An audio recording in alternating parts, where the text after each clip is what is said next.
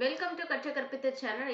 இப்போ dead paper 2 ஓட தமிழ் 1000 முக்கிய கேள்விகள்ல பார்ட் 13 பார்த்துட்டு இருக்கோம். இதுக்கு முன்னாடி பார்ட் 12 வரைக்கும் போட்டிருக்கோம். பார்க்காதவங்க நம்ம சேனல்ல பிளேலிஸ்ட்ல டிஎன் டெட் தமிழ் 2025 அப்படின்னு ஒரு பிளேலிஸ்ட் இருக்கும். அதை செக் பண்ணி பார்த்தீங்கன்னா அதுல 12 பார்ட்டுமே இருக்கும்.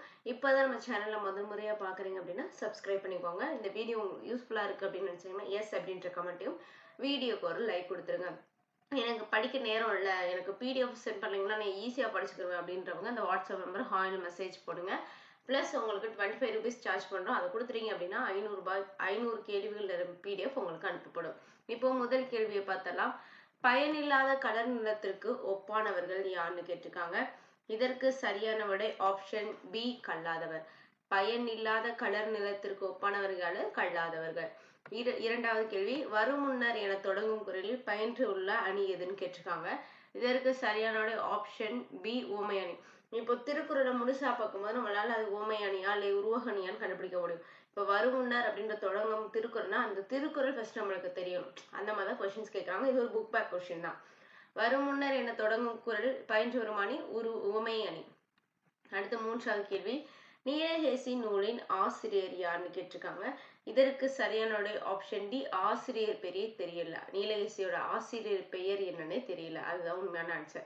நாலாவது, நீலகேசி கூறும் நோயின் வகைகள் எத்தனை அப்படின்னு கேட்டிருக்காங்க. இதற்கு சரியான ஆப்ஷன் பி, 3. நீலகேசி நூலு கூறுற நோயோட வகைகள் எத்தனை? 3. அடுத்து ஐந்தாவது கேள்வி, உடலின் உறுதி உடையவரே உலகம் இன்பம் உடையவராம் என்ற பாடல் வரி எழுதியவர் யாருன்னு கேட்டிருக்காங்க. இதற்கு சரியான ஆப்ஷன் சி, கவிமணி தேசிக விநாயகனார். உடலின் உறுதி உடையவரே உலகில் இன்பம் உடையவராம் என்ற பாடல் வரி எழுதியவர் யாரு? கவிமணி தேசிக விநாயகனார். அடுத்து ஆறாவது கேள்வி, நித்தம் நித்தம் என்பதன் பொருள் என்ன அப்படின்னு கேட்டிருக்காங்க. இதற்கு சரியான ஆப்ஷன் பி, நாள்தோறும். நித்தம் நித்தம் அப்படின்றது ஒரு பொருள் என்ன? நாள்தோறும் அப்படின்னு அர்த்தம். அடுத்து ஏழாவது கேள்வி, உமர்கயாம் பாடல்கள் என்னும் மொழிபெயர்ப்பு முறையை படைத்தவர் யார்? மொழிபெயர்ப்பு நூல்னு மாத்திக்கோங்க. படைத்தவர் யாருன்னு கேட்டிருக்காங்க. இதற்கு சரியான ஆப்ஷன் டி, கவிமணி தேசிக விநாயகனார் தான். உமர்கயாம் பாடல் அப்படின்ற மொழிபெயர்ப்பு நல்லா இந்த இடத்துல நோட் பண்ணி. உமர்கயாம் பாடல் அப்படின்றது ஒரு டிரான்ஸ்லேட்டான நூல். அது மொழிபெயர்ப்பு செஞ்சவர் யாரு? கவிமணி தேசிக விநாயகனார். அடுத்து எட்டாவது கேள்வி, தொடக்க காலத்தில் மனிதர்கள் மருத்துவத்திற்கு டேஸ் பயன்படுத்தினார் அப்படின்னு கேட்டிருக்காங்க. இதற்கு சரியான ஆப்ஷன் ஏ, தாவரங்கள். தொடக்க காலத்தில் மனிதர்கள் மருத்துவத்திற்கு என்ன பண்ணியிருக்காங்க? தாவரங்களை தான் பயன்படுத்தியிருக்காங்க.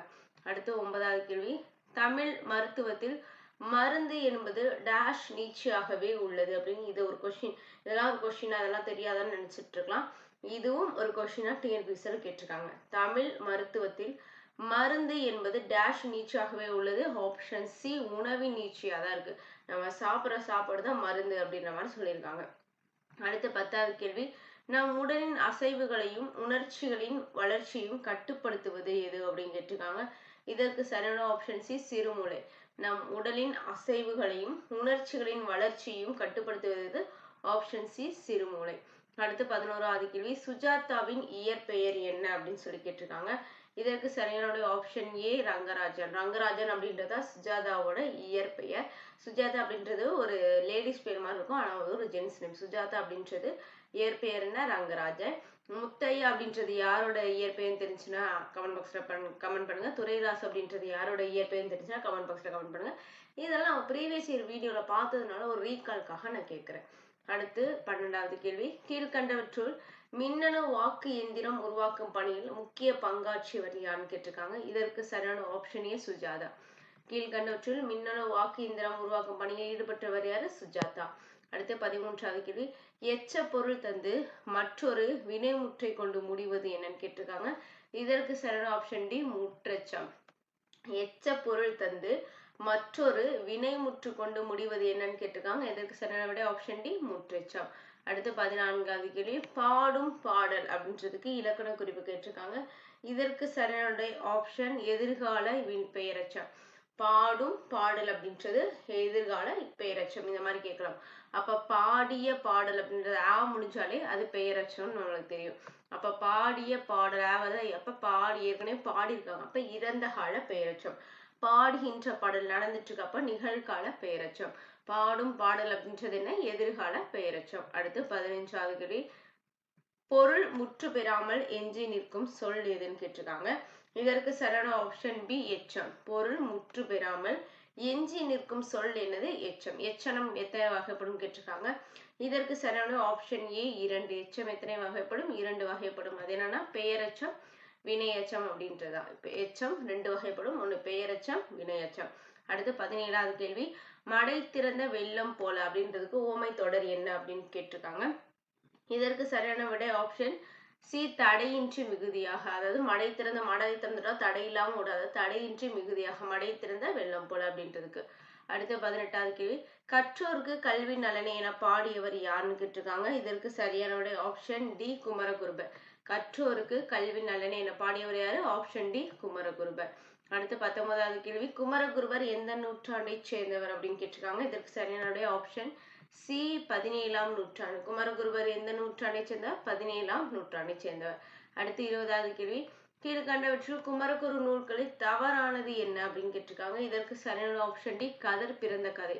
இந்த கதர் பிறந்த கதை யாரோட நூல்னு தெரிஞ்சுன்னா கமெண்ட் பாக்ஸ்ல கமெண்ட் பண்ணுங்க. தெரியாதவங்க தெரியலையும் கமெண்ட் பாக்ஸ்ல மென்ஷன் பண்ணுங்க. நான் ஆன்சர் என்ன அனுப்புறேன். அடுத்து குமரகுருபரோட வேறு நூல்கள் என்னென்னு பாருங்க. கந்தர் கலிவெண்பா, கைலை கலம்பகம், சகலகல வள்ளி மாலை, மீனாட்சி அம்மன் பிள்ளை தமிழ், முத்துக்குமார சுவாமி பிள்ளை தமிழ். குமரகுருபரோட நூல்கள்லாம் நோட் பண்ணிக்கோங்க. வேற ஏதாவது நூல்கள் தெரிஞ்சாலும் கமெண்ட் பாக்ஸ்ல கமெண்ட் பண்ணுங்க. அடுத்து 21வது கேள்வி, கவிமணி கவிதை நூல்களில் தவறானது என்னன்னு கேட்டிருக்காங்க. அப்போ இதற்கு சரியான ஆப்ஷன் டி உமர் கயாம் பாடல்கள். உமர் கயாம் பாடல்கள் ஏற்கனவே பார்த்தோம். கவிமணியோட மொழிபெயர்ப்பு நூல். கவிதை நூல் என்னென்னு பாருங்கப்பா. ஆசிய ஜோதி, மருமக்கள் வழி மான்மியா, கதர் பிறந்த கதை அப்படின்றதுதான் கவிமணியோட கவிதை நூல்கள். அப்போ உமர் கயாம் பாடல் அப்படின்றது என்ன நோட் பண்ணி வச்சுக்கோங்க. மொழிபெயர்ப்பு நூல் கவிமணியோடது. அடுத்து 22வது கேள்வி, தடம் என்பதன் சொல் பொருள் என்ன அப்படின்னு கேட்டிருக்காங்க. தடம் அப்படின்றதுக்கு சரியான விடை ஆப்ஷன் டி அடையாளம். தடம் அப்படின்னா என்ன? அடையாளம் அப்படின்றது ஆப்ஷன் டி அடையாளம். அப்போ செருக்கு அப்படின்னா அகப்பாவம், அகம்பாவம், ஒளிர் அப்படின்னா முற்றம், அணிகலன் அப்படின்னா கலன்னு சொல்லியிருக்காங்க. சோ பார்த்து வச்சுக்கோங்க. செருக்கு இது வித்தியாசமா இருக்கு. செருக்கு அப்படின்னா அகம்பாவம், ஒளிர் அப்படின்னா முற்ற, அணிகலன் அப்படின்னா கலன். அடுத்து 23வது கேள்வி, இளமையில் கல் என கூறியவர் யாருன்னு கேட்டிருக்காங்க. இதற்கு சரியான ஆப்ஷன் ஏ ஔவையார். இளமையில் கல் அப்படின்னு சொன்னவர் யாரு? ஔவையார். அடுத்து 24வது கேள்வி, கீழ்கண்டவற்றுள் தமிழ்நாடு அரசின் கலைமாமணி விருது பெற்றவர் யாருன்னு கேட்டிருக்காங்க. கீழே உள்ளவங்கள. இதற்கு சரியான ஆப்ஷன் சி ஆலங்குடி சோமு. தமிழ்நாடு அரசு கலைமாமணி விருது பெற்றவர் யாரு? ஆலங்குடி சோமு. அடுத்து 25வது கேள்வி, கல்வி என்பது வருவாயை தேடும் வழிமுறை அன்று, அது மெய்மையை தேடவும் அறநெறியை பயிலவும் மாத்திச்சுக்கோங்க. பயிலவும் மனித ஆத்மாவுக்கும் பயிற்சி அளிக்கவும் ஒரு நெறிமுறையாகும் என கூறியவர் யாருன்னு கேட்டிருக்காங்க. இதற்கு சரியான ஆப்ஷன் சி விஜயலட்சுமி பண்டிட். இந்த விஜயலட்சுமி பண்டிட் யாருன்னு பாத்தீங்கன்னா ஐநா சபையோட முதல் பெண் தலைவர். நோட் பண்ணிக்கோங்க. Extra point. கல்வி என்பது வருவாய் தேடும் வழிமுறை அன்று, அது மெய்மையும் தேடவும் அறநெறியை பயிலவும் மனித ஆன்மாவுக்கு பயிற்சி அளிக்கவும் ஒரு நெறிமுறையாகும் என்று கூறியவர் யாரு? விஜயலட்சுமி பண்டிட். இந்த விஜயலட்சுமி பண்டிட் ஐநா அவையோட முதல் பெண் தலைவர். அடுத்து 26வது கேள்வி, கீழ்கண்டவற்றில் இயற்கை இன்பக்களம் என அழைக்கப்படும் நூல் எதுன்னு கேட்டிருக்காங்க. இதற்கு சரியான ஆப்ஷன் பி கலித்தொகை. இந்த இதுல இருந்து கண்டிப்பா ஒரு கொஸ்டின் இருக்கும். நோட் பண்ணிக்கோங்க. இயற்கை இன்பக்களம் அப்படின்றது எந்த நூலை சொல்றாங்க?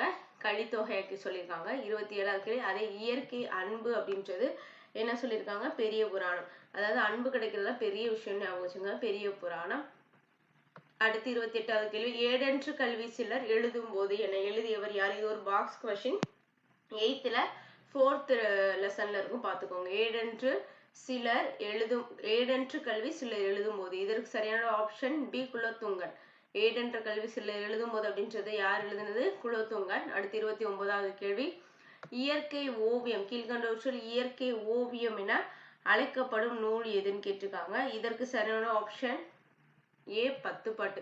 10 விரல் இருந்தாதான் ஓவியம் வரைய முடியும். ஞாபகம் வச்சுக்கோங்க. இந்த மாதிரி சும்மா கீவேர்ட்ஸை ஞாபகம் வச்சுக்கோங்க.